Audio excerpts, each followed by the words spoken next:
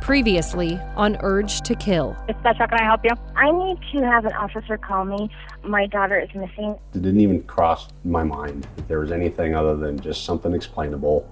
She was going to pop up. But then her phone would just go straight to voicemail over and over. And then it just stopped. The lieutenant of our detective unit called me early on Monday morning and just said, hey, just so you know, that girl didn't show up for work this morning. And I was like, damn it. That definitely wasn't a good sign.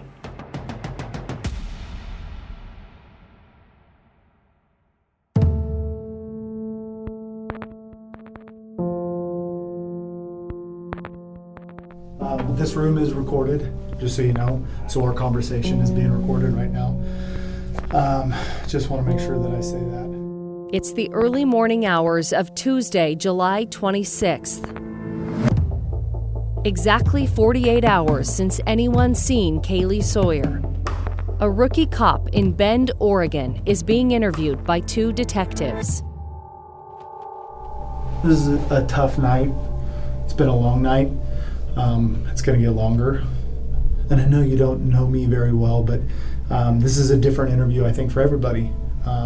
So could you tell me how this whole thing transpired? They're interviewing Edwin Lara. Saturday was normal day he went to work. He did go to work? In the afternoon. She's just turned in her own husband for killing someone. And now, no one can find him. I'm your host, Ashley Korslin. This is episode 2 of Urge to Kill, a KGW original. Yeah, the devil's come to take me home. Isabel Ponce Lara is a brand new police officer. She lives with her husband, Edwin, in the town of Redmond, Oregon. It's about 17 miles from Bend. She's found herself in the middle of a nightmare, one where her personal and work lives have collided. Less than 24 hours ago, Edwin confessed to her that he hit a woman with his car and then hid the body. Having seen the news of a missing woman in the next town over, Isabel knows the woman Edwin's talking about is Kaylee Sawyer. And before she can stop him, Edwin takes her gun and their car and runs. She's already done hours of interviews since she turned Edwin in the day before. No, as far as I know, he told me. Now, here she sits in front of detectives again. Because police haven't been able to find him, they need more information from Isabel. So our main concern, number one, is that nobody else gets hurt. And that's the one thing that I think we can't legitimately get past at this point in time. Just with some of the details we know, some of the patterns of things that we've investigated in the past or what have you. She looks uncomfortable, sitting in the corner of a stark white interview room. Whatever it may be. Her arms are crossed and she nods answers to routine questions. You can tell she's rattled. Our main concern is that someone else doesn't get hurt, and that includes Edwin. Absolutely. Okay. They're worried Edwin might hurt someone else. He's desperate and has nowhere to run, and they know he's the key to finding Kaylee. The detectives ask Isabel to walk them through everything she remembers, starting with the night it all happened. What time do you remember him coming home? That was it. I don't remember what time he got home. I'm going to ask you for things that, I'll be honest with you, girl, I don't want to ask you. I don't want to ask for. I just don't. But we have to. That's Detective James McLaughlin of the Deschutes County Sheriff's Office. He's sitting to Isabel's right with a recording device and his notebook in front of him. He's doing most of the talking. What I'm looking to do. A second detective sits in the corner, observing. Like when he works a graveyard like he did on Saturday night, he starts at like 3 p.m. What time? Like, does he work like a 12-hour shift or? It's always changing. It's always changing. She tells them Edwin worked late Saturday night, that he came home and went to bed with her, just like any other night. So not sure on what time he got off or what time he came home, but when you woke up, he was asleep and you guys were both kind of waking up at the same time. Mm-hmm. Is that correct? Yeah. And you were both planning on, or you would normally both go to church? Yeah. Isabel and Edwin wake up Sunday morning and go to church. She notices him acting oddly quiet, reserved, but she doesn't say anything. They've been going through a rough patch and she doesn't want to make it worse. Later in the afternoon, they grab pizza and they go home to watch Netflix. And then Edwin decides he wants to see a movie. They pick up Edwin's cousin Vinny and they go see the 2016 horror flick Lights Out. And so through this whole time up to when you're going to the movie, anything stand out to you? No, not at that point. So they drop Vinny off at his house after the movie, then go back to their home around midnight. They take a shower and go to sleep. The next morning, Isabel wakes up around 9. Edwin is still in bed, so she goes to turn on the sprinklers and then watches a little TV. Around 10:30, Edwin finally comes out of their bedroom, but he's visibly upset. Isabel asks him what's wrong, but she's not prepared for what he's about to tell her. So he comes out of the room, and his eyes were all teary. That's what I'm like, what happened? Tell me what happened. What's wrong? So he sits on the sofa. I turn off the TV, and then he just says that. He's like, I kill a woman, that's what he said. And I'm like, what do you mean? Then he's like, I hit her with the car. And did he tell you which car? He said the security, the job, the car that they used at the job. And what did you say to that? So I'm like, what do you mean? What do you mean you hit her? And he's like, yeah, I hit her and I panic. And I'm like, what do you mean by you hit her panicking? What did you do? Did he say, I hit her in a panic? He said, I don't remember exactly the words that he said, but he said something that he hit her with the car, yeah, and then he panicked. Okay. So then I asked him, like, that's what I was trying for him to explain to me. So you hit her with the car, that's an accident. Yeah. Why? What do you mean you panic? What do you mean? She walks the detectives through the next few critical minutes, how Edwin admits to hiding Kaylee's body and putting her belongings in the shed behind their house. He said something in regards to her stuff is in the shed. Her stuff is in the shed. She says Edwin then takes her gun and their car and leaves. And I'm not really quite understanding. Isabel's emotions take over. She starts crying. It wasn't making any sense to me because I'm like, why would somebody do that, especially you, especially him? Like, it doesn't make any sense. She can't make sense of any of it. If it was really an accident and he hit her with his car, why would Edwin hide the body? Where is the body? And why didn't he confess sooner instead of pretending like nothing happened?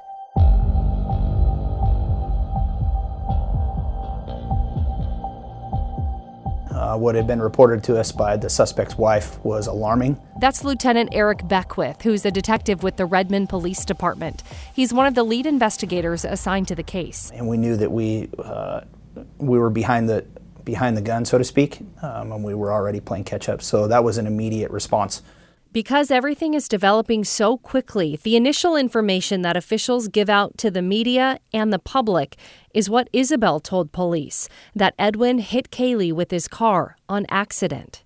Detectives don't know that he bludgeoned her with a rock, and they don't know yet that he raped her. That's because they haven't found her body. But investigators do know Edwin is armed and panicked, which means he's desperate and dangerous. I mean, did you think that this was somebody who did, make a mistake, hit somebody accidentally, panicked and took off, or did you know you were looking for someone far more dangerous? Well, we knew he was dangerous based on his wife's statements. And you kind of, when you do those investigations, you try not to make assumptions that it was an accident, right? But in our minds, we knew that that's not what reasonable people do. Some people leave the scene of accidents because they're scared, but they return a short time later or something like that. But that's not what Ed did. Police put out a BOLO alert. It means be on the lookout. It's a warning sent to police agencies to keep an eye out for a particular car or person involved in a crime. Isabel tells investigators that Edwin is probably heading south to Los Angeles. His grandpa lives there, and they're really close. Police are also pinging Edwin's phone, still trying to pinpoint his location. The electronics portion of the investigation is highly important, so we were trying to research phone numbers or associated phone numbers with the suspect as well as Kaylee, and we were trying to ping all of those phone numbers to try to give us a location of either Ed or Kaylee. And where were they pinging to? Do you remember? Initially, I remember some of the cell phone pings for the phone number we had from Ed pinged in this area, some near Eagle Crest. And eventually the phone went dead, or the power was turned off, and we didn't have any information on its location. How accurate are those pings typically? Sometimes they can be very accurate, but I would say the majority of time they give you quite a geographical area to cover. Sometimes it can be miles, sometimes it can be within a couple thousand feet, but it gives you the closest information to the tower, where whatever cell phone is closest to which tower, and there's a lot of towers. Another team of investigators start executing search warrants. They go to Edwin and Isabel's house in Redmond. The house is small and tan with brown trim. It has an old beat-up basketball hoop mounted above the garage. Nothing about this home looks remarkable or out of place from the outside.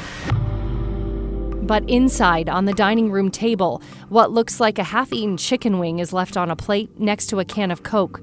The sink is overflowing with dirty dishes, and an old pizza box is on the counter. Things are messy, like it was all left in a hurry. In the backyard, investigators focus their search on the shed where Isabel said they would find Kaylee's belongings. The detectives are nervous, anxious about what's inside. The shed is little, with wood paneling on the front. When they go in, detectives find some old electronics, a gas can, and a propane tank. And a bunch of yellow plastic bags are draped over studded snow tires. And in the mess of dusty yard tools and junk, detectives find the first tangible evidence that Edwin is connected to Kaylee's disappearance. They find a trash bag full of her stuff. They pull Kaylee's lime green purse out of the bag. It's soaked in blood. All of Kaylee's things from her night out at the bars are still in there. A favor from the bachelorette party, breath mints, a Band-Aid, chapstick, and a Safeway receipt for bottled water. They find Kaylee's wedge sandals and her passport. And then they make a horrifying discovery.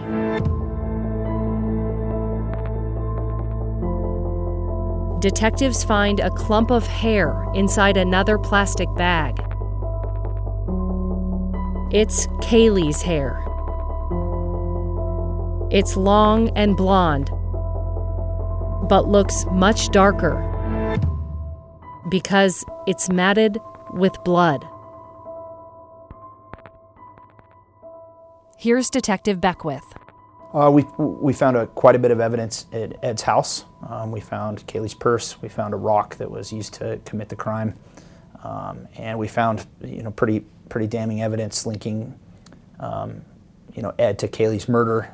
Also found a significant amount of evidence that disputed the fact that he had hit her with a car. Police are now figuring out that Edwin's confession to Isabel isn't matching the evidence.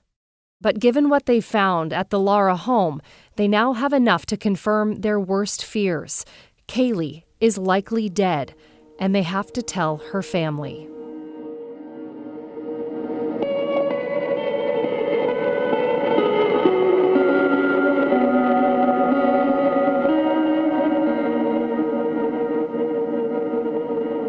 I remember just going to bed, and I was just so exhausted. And Jamie had disappeared for a little bit, for probably about 20 minutes. And I didn't hear the dogs barking, and evidently somebody had came over. And it was the detectives. Here's Crystal. And I remember him coming upstairs, and I was still laying in bed.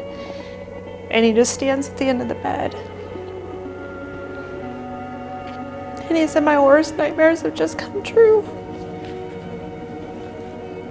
And I sit up, and what do you mean? He goes, "It just switched from a missing person to a homicide."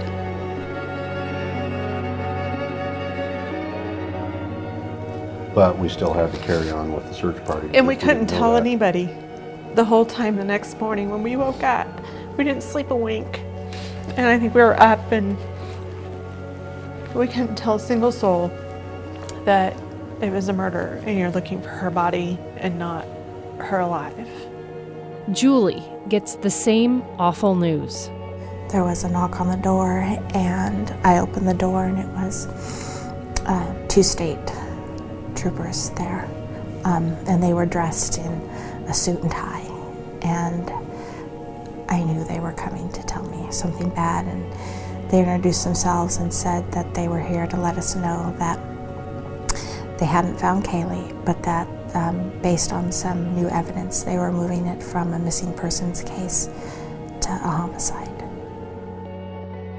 Julie doesn't remember much of what happens next. It's all a blur. The type of shock and pain and confusion that only a parent who's lost a child can understand. We walked into the living room, and I asked them if they could stay, because now I needed to call my parents and tell them this and that. Could they stay and talk to my parents? And so then I went in and had to make the worst call I've ever made.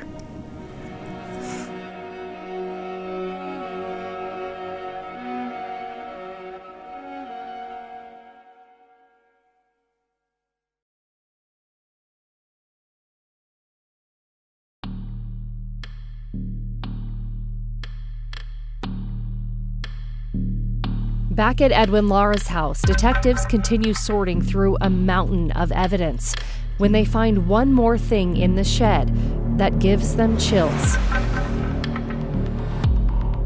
2 poster board presentations, one about Adolf Hitler and another about a prolific serial killer. You know, not only does he do research on serial killers, but the serial killers that he picked kind of mimic the crime that he committed. And that's stuff that's still concerning to me to this day. You know, some of the cases he investigated were about killers who had used weapons or means opportunistic things that were available to them at the scene to kill people. And he does the same thing. You know, he uses a rock in his hands to kill Kaylee. And so, you know, those are some of the things we found during the search warrant and through our investigation into his background that were definitely alarming. The presentation was for a college psychology class, and it's graphic. It's about the railroad killer, a train-hopping drifter who was linked to at least 15 murders near railroad tracks around the U.S. in the late 90s. Edwin used red paint to resemble blood spatter and bloody handprints all over the poster board. And front and center are 2 pictures of a dead body, one of the railroad killer's victims. After this startling discovery, investigators need to learn more from Isabel, and quickly. So I'm just going to ask you some basic history stuff with him and see what comes to your mind. I mean, be brutally honest, and I'll just try and lay it out there, not because I have any ideas, but just because it's standard questions. Has he ever been, or have you ever known him to be violent or to act out in moments of rage? Not just a violent person in general, but just to be overwhelmed with rage and act out in that in any kind of way? No. Okay, so you would say that, like, personality-wise, you would not describe him in that way at all? No. And you don't know of any kind of drug use? And no kind of overage of alcohol use? Did he ever drink on the job? No, none of that I ever knew about. Does he drink at all? We both decided to stop drinking since February or March or so. Okay. So we decided to start going to church again, so we stopped. Okay. She admits Edwin had recently had an affair while she was away at the police academy in a town a couple hours from their home. She says Edwin cheated on her with a woman he met in California, but she doesn't know her name. How'd you find out? He told me. Was he acting strange? Or did he just kind of come out and tell you? He just told me just like that. Detectives ask her if Edwin was envious of her career. He always wanted to be a police officer, and maybe a twinge of jealousy caused a rift in their marriage. Was he happy that you were getting into law enforcement? I went into law enforcement thinking that I had his support. We talked about it many times before. Isabel breaks down crying and can barely get the words out. She tells them how Edwin initially supported her choice to be a cop, but things fell apart when she went to the police academy. We've been really close all these years. And the only thing kind of that I felt something was just odd was when I went to the academy. Okay, and you were gone for a while too, so there's a lot that he could have had going on, I guess. Yeah, and that's around the time that he told me about the affair. Did he seem remorseful about that? I mean, was that guilt he was carrying, and you think that's why he told him? He got on his knees. He was asking me for forgiveness. So you said you didn't think it was a one-time thing, or it was a one-time thing? No, he made it seem like it was a one-time thing. I don't think it was. Okay. But I never really found out, I never really found out the truth, you could say that. Is there any other affairs that you know of? That's the only affair that I know of. Okay. Nothing locally. This lady, like I said, supposedly is from California. After she found out about the affair, Isabel says she went on several ride-alongs with Edwin at his job at COCC. She doesn't say exactly why. Maybe she wants to spend more time with him, or maybe she doesn't trust him when he's by himself. Do you know much about his job? Does he travel with a partner, or is he usually alone most of the time? As far as I know, he's usually alone. So, yeah, he especially at night, he just patrols and he's by himself or whatnot, patrols the whole campus. Is there any areas that were out of the way that he took you to on any of those ride-alongs that were super discreet, super kind of hidden, public wouldn't see it? Yeah. And would that be kind of his normal? He said that because he would do his rounds. So there were parts where he would, I don't know if everybody goes through that, but he would go on dirt road, then get to another section, patrol that building. It's kind of like the back roads to the actual pads. Okay. They ask her a couple more questions about Edwin's campus security job. It's almost 1 a.m.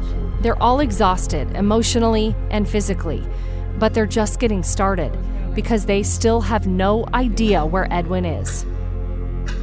And the clock is ticking. I'm going to ask, and it's going to be hard to do, but essentially what I'm looking to do is I'm looking to find him. They're about to have Isabel. And he can tell his side of the story, whatever it may be. Call Edwin. That's something that I know is going to be tough, but we'll kind of line out a few things to say, but you've known him for 11 years. I've known him in theory for 8 hours, so I think that it's pretty clear that you'll do a better job of knowing how to get information from him than I could lead you to, okay? I'm looking for simple things like, where are you? What's your plan? What are you doing? What car are you driving? Where'd you go? We may this time, if you feel like it. If he doesn't answer. You want to do it right now? I want you to be ready, but I'm ready as much as I'm going to be. It's not going to get any better, is it? The more I start later processing all this, it's not going to. So just call? Yeah.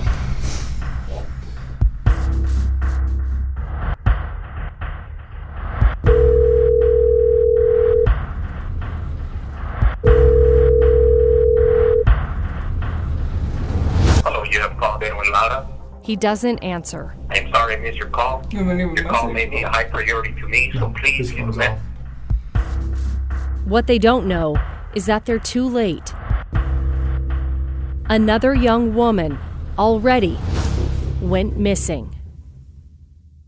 Yeah, the devil's come to take me Next time on Urge to Kill. And then everything just happened so fast. He just got into my car and at gunpoint was just forcing me to drive him. He was just telling me, like, as long as you get me to where I need to go, like, you'll be alive. I'll make sure you're alive. Edwin Lara preys on a new victim. He was hunting for a woman. Yeah, he was. For you. Yeah. Yeah, the devil's come to take me home. Did you think he was going to kill you? I did. Urge to Kill is a KGW and Vault Studios production. Please subscribe and leave us a rating or review. We've got a lot more information, including videos and pictures, on kgw.com/urge to kill. You can also follow us on Instagram at Urge to Kill Podcast and join the Urge to Kill Facebook group on KGW's Facebook page. This show is written and hosted by me, Ashley Korslin. It's produced by me, Destiny Johnson, and Mila Mamitsa. It's edited by Zachary Carver and Destiny Johnson. Original artwork by Jeff Patterson and videography by Eric Patterson. Special thanks to Ellen Boynton and KGW management and staff. If you or a loved one are a victim of sexual assault, help is available 24/7. Call the National Sexual Assault Hotline at 1-800-656-4673.